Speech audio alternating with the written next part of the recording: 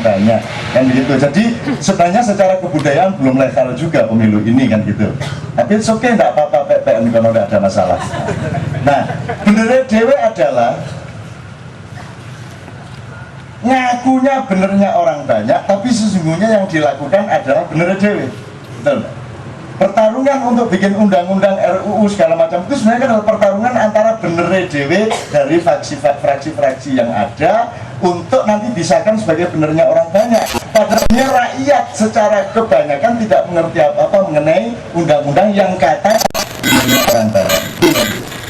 Nah, maka yang bisa menyelamatkan adalah kejujuran masyarakat terhadap bener yang terjadi, bener yang bener-bener. Nah, ini diskusi, bener ini dicari terus.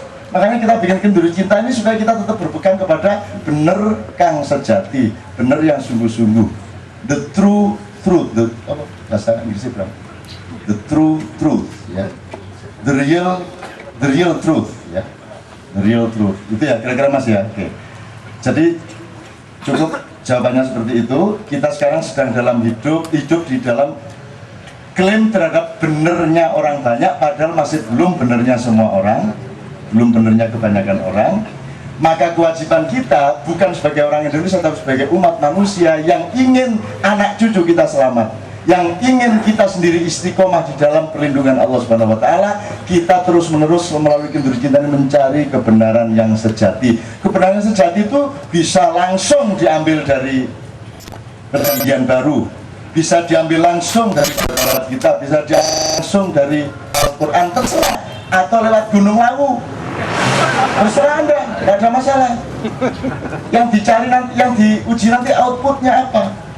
Kalau Pak Wijayanto dia apal ayat-ayat, apal udah langsung dia, gitu loh. Dan Pak Janto termasuk orang yang menjadi contoh betapa bergunanya ayat-ayat itu kalau orangnya mau seperti Pak Wijayanto. Kalau kayak saya nggak begitu apal, karena saya termasuk manusia zaman dulu aslinya. Yang aslinya tidak memerlukan kitab-kitab itu. Itu teman sekalian ya. Mudah-mudahan Allah mengizinkan Anda ini di dalam hati Anda selalu berputar energi di mana kebenaran Tuhan yang sejati itu menjadi kendali hidup Anda semua. Jadi Anda di kantor, di rumah, di kampung, dimanapun itu terbimbing oleh aura itu, terbimbing oleh energi itu, dan Anda akan jadi pemimpin hari berikutnya. Amin ya rabbal alamin. Terus ayat udah ya? Udah dijawab ya, oke. Saya persilakan berikutnya. Atau saya mohon respon dari Mas Wijayanto sama Mas Sabran dari dua pertanyaan ini. Nah. Sebenarnya mendasar itu semuanya. Sebelum itu semuanya sebenarnya radar-radar, sinyal-sinyal frekuensi semuanya yang disampaikan Cak Nun itu dialami juga oleh orang-orang yang belum jauh dari kita. Artinya generasi-generasi sekarang yang Nabi Adam yang ahistoris susah dicari fosilnya itu. Tapi kalau misalnya kontak-kontak batin itu bisa saja kita buat tanpa harus punya handphone, punya itu bisa. Artinya kita nggak punya BlackBerry saja bisa kontak batin. Misalnya kok tiba-tiba saya ini makan tersedak, oh ternyata anak saya sakit, bisa. Nanti saya cari kalau perlu. Saya agak sih tahu, coba dari garis tangan aja bisa ditebak sifat-sifat seorang kan, ya. Itu namanya ciriologi. Dari pupil mata bisa, dari kelenjar kening bisa, dari bentuk rambut bisa, dari tulisan bisa. Tulisan itu adalah ekspresi dari semuanya, jadi bisa. Ada yang mau saya tebak mungkin? Dari garis tangan bisa enggak? Ada yang mau? Oke, tolong ke sini ya. Agak megapnya agak gini supaya saya kelihatan garis tangannya, ada ketegasan. Oke, semuanya merapat 4, kemudian enggak 1 ya. Sekarang saya agak cepat supaya saya melihat aura itu. Tek tek ya. Saya sekali yuk. Tek tek ya, sudah. Satu sifat sudah tertebak. Anda sangat penurut.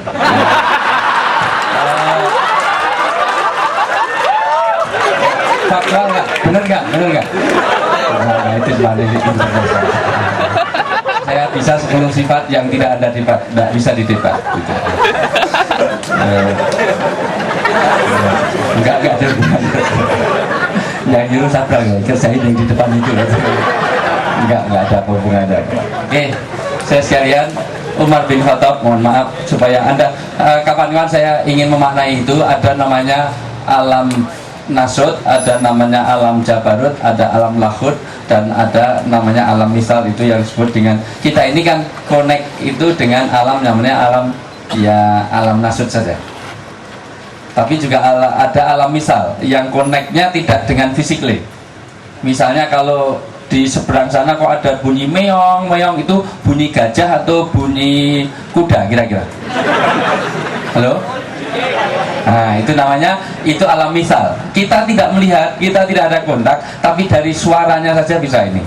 Listrik ini, saudara sekalian, ini ada arusnya nggak? Nyatanya bisa nyala. Tapi bisa lihat nggak? Oh nggak percaya, sekarang salah satu maju saya strum, coba ini. Biar rambutnya bisa keriting kayak ya. Oke, enggak gua enggak apa-apa, bagus.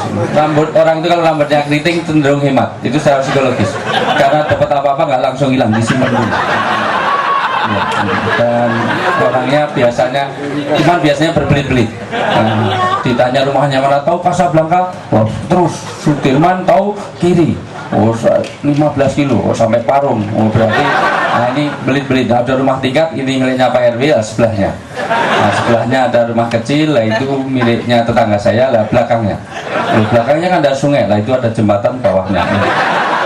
Bawah jembatan di Plumpang sana lewatnya, nah itu biasanya rambutnya keriting. Ada kelebihan dan kekurangan. Oke. Enggak ada. Dan hemat, orangnya hemat karena apa? Karena kuliah nggak usah bawa tas, karena pulpen bisa dimasukkan. Kalau rambut lurus itu cenderung orangnya lugas, terus terang, dan biasanya pintar. Karena rambut saya lurus.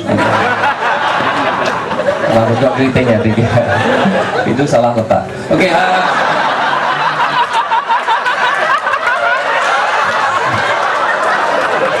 Enggak.